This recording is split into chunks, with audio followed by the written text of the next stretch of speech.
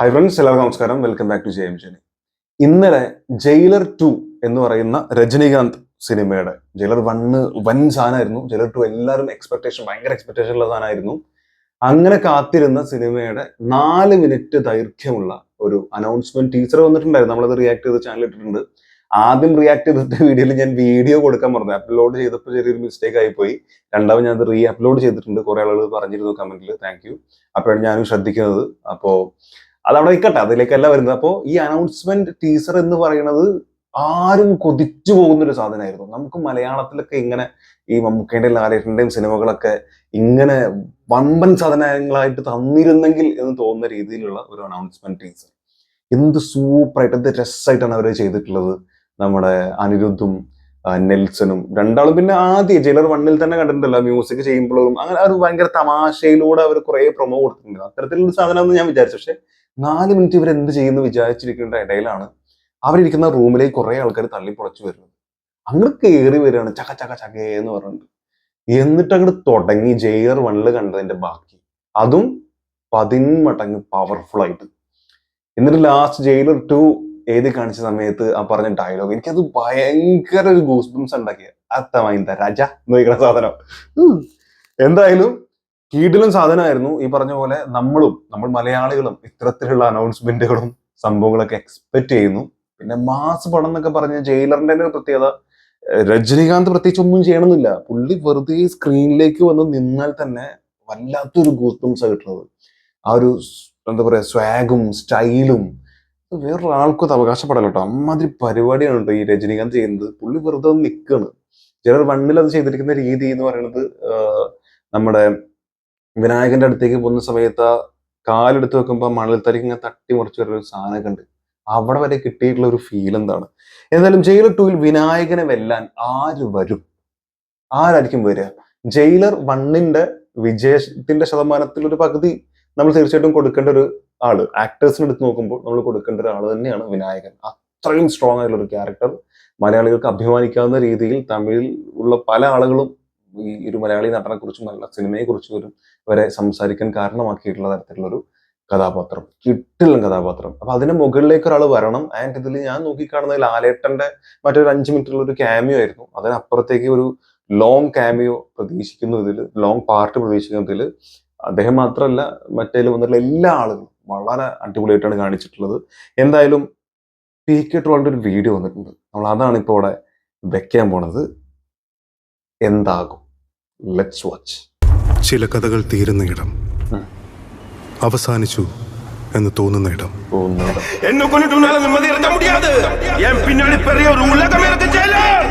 അതിന്റെ ഒരു വൻ സനാ ഡയലോഗ് തന്നെ. ഇരുട്ട് മാറി വെളിച്ചം പരന്നുവെന്ന് ലോകം പറഞ്ഞു പറഞ്ഞു പഠിപ്പിച്ച ഇടം. കണ്ണിമ വെട്ടാതെ കരുതിയിരിക്കുക.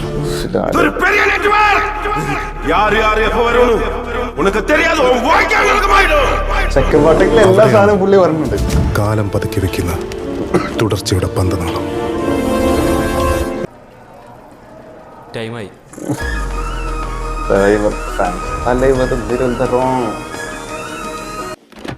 This is what they've sent.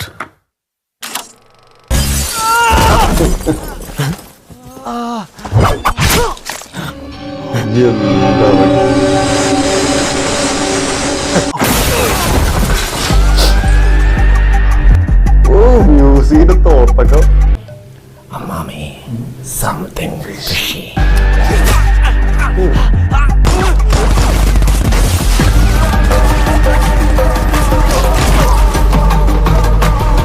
ചേട്ടാ, ഫുൾ കഥ ഇങ്ങനെയാണ്. മാസാണ് വേണ്ടത്. കൊഞ്ചം അങ്കേ പാര് കണ്ണ.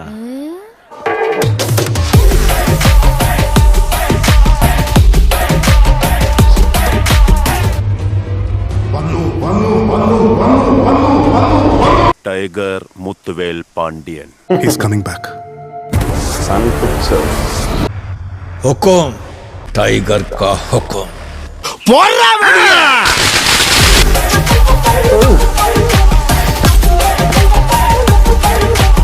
മൂപ്പര് പിന്നും ഈ മണ്ണ് കാലുത്തണമെങ്കിൽ അതിന് തക്കതായ കാരണം കാണുമല്ലോ നായരെ. എന്തായാലും ഉണ്ടാവും. വെറുതെ ആവില്ല, ഇതിലെന്തോ ഉണ്ട്.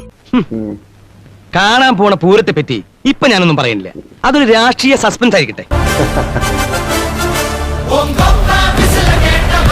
അപ്പൊ ചുറ്റും ഇങ്ങനെ ആൾക്കാർ അന്തം വിട്ടു നിൽക്കുകയാണ്. ദേ ആ മതിലിന്റെ പുറകെ നിന്ന് ദേവില്ല.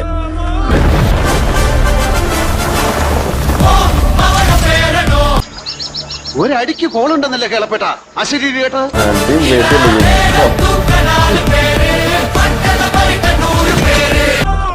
അവിടെയാണ് ശരിക്കും ട്വിസ്റ്റ്. നമ്മൾ വിചാരിക്കും നെടുന്നുള്ളൻ ഡയലോഗ് ഒക്കെ അടിച്ചിട്ട് കുളമാക്കുമെന്ന്. ഇത് വെറുതെ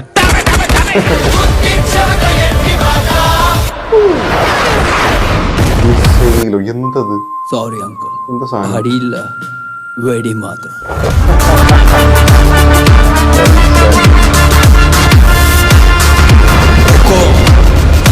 ടൈഗർ കാ ഹുക്കം. പറയാൻ വയ്യ മൊയ്തുക്കാരോ മണീച്ച് നിൽക്കണ.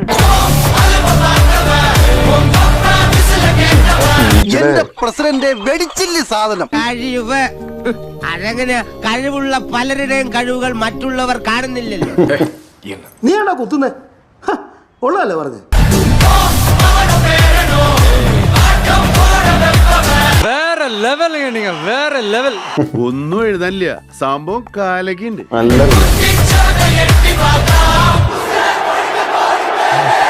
അതെ, എന്തൊക്കെ രസമായിട്ട് പലരും കൊടുത്തല്ലേ? പറഞ്ഞ് പഴകിയതാണെങ്കിലും പേഴ്സണലായിട്ട് ഞാൻ ഒരു കാര്യം പറയാം. വയസ്സാനാലും ഉൻ സ്റ്റൈലും അഴകും இன்னும் உன்னை விட்டு போகல. പലരും പറഞ്ഞ് പഴകിയതാണ്. அன்னைக்கும் இன்னைக்கும் எப்பவுமே உங்களுக்கு மட்டும்தான் பொருந்தும்.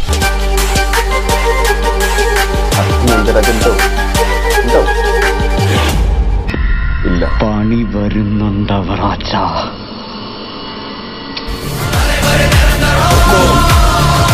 ടൈഗർ കാ ഹുക്കം. ഒരർത്ഥമായി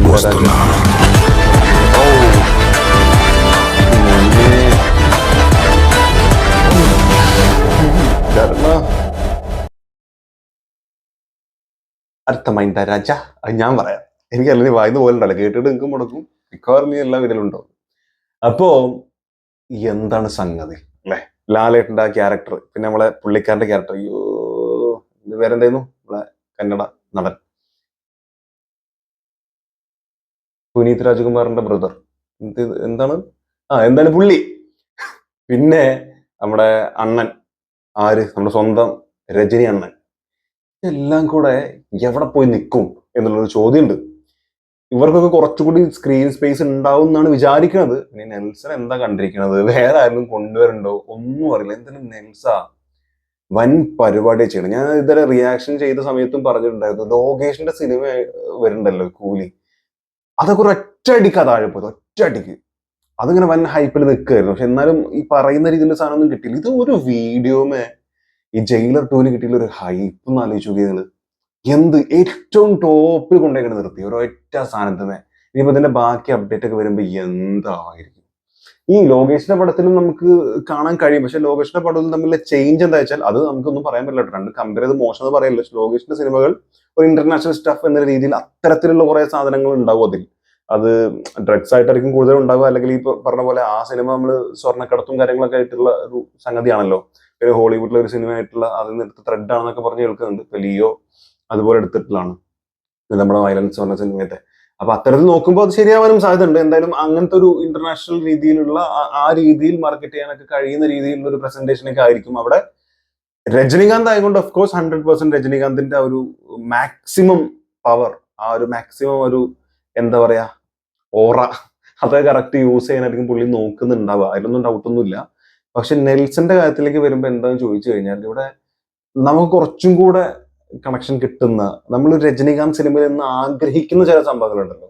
ഒരു പുതിയ രജനിയെ നമുക്ക് ലോകേഷ് പ്രസന്റ് ചെയ്യാൻ സാധ്യതയില്ല. സാധ്യത എന്ന് പറയുന്നത് രജനീകാന്തിനെ കിട്ടുമ്പോൾ പുതിയതൊന്നും ഇല്ലാണ്ട് രജനീകാന്തിനെ മാക്സിമം യൂസ് ചെയ്യാൻ നോക്കുമെന്നും അറിയില്ല.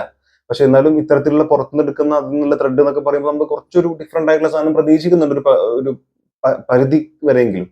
പക്ഷെ നെൽസന്റെ കാര്യത്തിലേക്ക് വരുന്ന സമയത്ത് നമ്മൾ കാണാൻ ആഗ്രഹിച്ചിട്ടുള്ള, നമ്മൾ കണ്ടിട്ടുള്ള ആ ഒരു രജനീകാന്തിന്റെ സ്റ്റൈൽ, ആ ഒരു ഫാമിലിപരമായിട്ടുള്ള കുറച്ച് കാര്യങ്ങൾ, അതിനിടയിലൂടെ ഈ പറഞ്ഞ പോലെ ഇപ്പൊ ഫാമിലിയെ ഞെട്ടിച്ചുകൊണ്ടുള്ള ഒരു സീനൊക്കെ ഉണ്ടല്ലോ അതിൽ. ഏത് അവരെ രണ്ടാളെയും വിളിച്ചു വരുത്തിയിട്ട് എന്താ പറയാ ടേബിളിന്റെ അവിടെ ഇരുത്തിയിട്ടുള്ള സാധനമൊക്കെ, എന്താണോ അതൊക്കെ, ഇരിക്കാൻ പറഞ്ഞ സ്ഥലമൊക്കെ, അതായത് എന്ന് പറഞ്ഞ ഒറ്റ സാധനം ഇടണല്ലോ, അപ്പോൾ ഇരിക്കാൻ പറയുമ്പോഴുള്ള സാധനമൊക്കെ കിട്ടും. അവിടെയൊക്കെ കിട്ടിയിട്ടുള്ള ഒരു ഗൂസ് ബംസ് എന്ന് പറയുന്നത് അപ്പൊ ഒരു സസ്പെൻസ് വെച്ചുകൊണ്ട് ഒരു ഇദ്ദേഹം ആരാണെന്ന് അറിയില്ല പല ആളുകൾക്കും, അത് ആണ് കാണിച്ചു കൊടുക്കുന്ന സീന്. അങ്ങനത്തെ സാധനങ്ങളൊക്കെ എനിക്ക് പേഴ്സണലി ഇഷ്ടമാണ്. കാരണം നായകൻ ഭയങ്കര സംഭവമാണ്, അതറിയാത്ത വില്ലന്മാർ, അത് വളരെ ക്ലീശയായിട്ട് വളരെ മോശമായിട്ട് ചെയ്യാൻ കഴിയും. അതല്ലാതെ ഭയങ്കര അടിപൊളിയായിട്ട് പ്രസന്റ് ചെയ്യാനും പറ്റും. ഇപ്പോ ചില ഹോളിവുഡ് സിനിമകളിലൊക്കെ ഉണ്ടാവുമല്ലോ, പണ്ട് ഒരു ഏജന്റ് ആയിരിക്കും, അത് ആർക്കും അറിയില്ല, എക്സ് ഏജന്റ് എന്നൊക്കെ പറഞ്ഞിട്ട് പുള്ളിക്കാരൻ ഇങ്ങോട്ട് ഫീൽഡിലേക്ക് ഇറങ്ങുന്ന ഒരു സ്ഥലമുണ്ട്. അപ്പോഴേ വില്ലന്മാർക്ക് അറിയുള്ളൂ ഇയാളുടെ പവർ എന്താണ്. അത്തരത്തിൽ രജനീകാന്തിന്റെ ആ ക്യാരക്ടർ എന്താണ്, ഇയാൾ എങ്ങനെയാണ്, ഇയാൾ അത്ര പവർഫുൾ, ഒന്നും ആർക്കും അറിയില്ല. ഒരു പോലീസുകാരൻ ഇനഫ്. അയാൾ ഇങ്ങനെ മകന്റെ മരണം അല്ലെങ്കിൽ മകന്റെ മിസ്സിങ് അന്വേഷിച്ചുകൊണ്ട് പോകുന്നു. പെട്ടെന്ന് അങ്ങോട്ട് വരികയാണ് ഒരു പരിപാടി.